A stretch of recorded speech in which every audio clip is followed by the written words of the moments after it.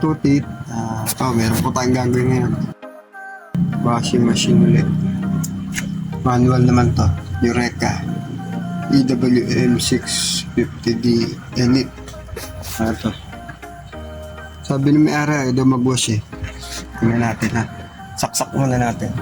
Saksak natin. Ngayon, tingnan natin kung may power. I-spin natin. Magana naman. Magana yung spin niya. Problema niya, washing. Wala. Pero may umuugong siya. Umuugong lang. Tignan natin kung ano problema. Umuugong, ibig sabihin, power. So, check natin. Ito po, nabuksan natin. Wala naman tayo nakita ng iba. Try natin buksan yung ito. Ito tayo magbubuksan tayo dito.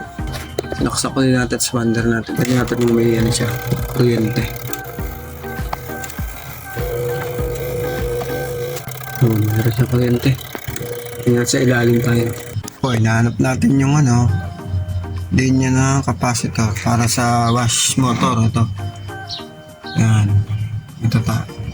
Bali linya niya itong dalawang dilaw sa to. Ito yung wash motor.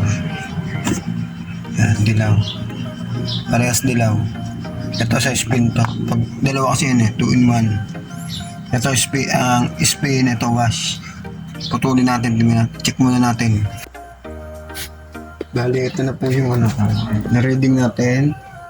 7.4 UF. Bali, ang value kasi nito 9 UF. Yung 4 sa sa spin. Ngayon, medyo kulang na siya ng 1.6. Pero dapat under pa rin yan eh. Pero ngayon, gagawin natin. Checkin na rin natin yung motor ito. Ite-tester na rin natin ito. Puputulin ko lang muna. Tapos ite-tester natin.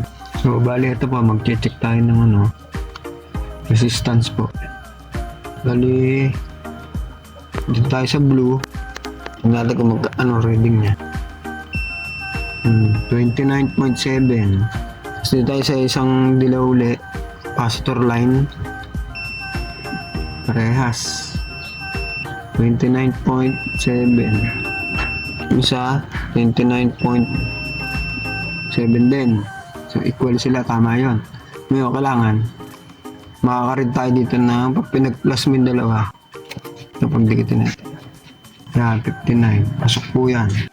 So, good yung motor. So, ganun. Bali, good po yung motor. Ngayon, hanapin natin kung saan yung niya talaga. Kasi buugong lang siya eh. Buka naman yung motor na. Ngayon, tingnan natin itong capacitor ulit. Try natin palitan. Pag wala pa rin, babalik tayo dito. Yan. Try natin itong ito. Baka naman dito. Pwede rin dito eh. So, bali, nakita na po natin dito. Problema. Sa control niya. Yan. So, ngayon, test natin ulit.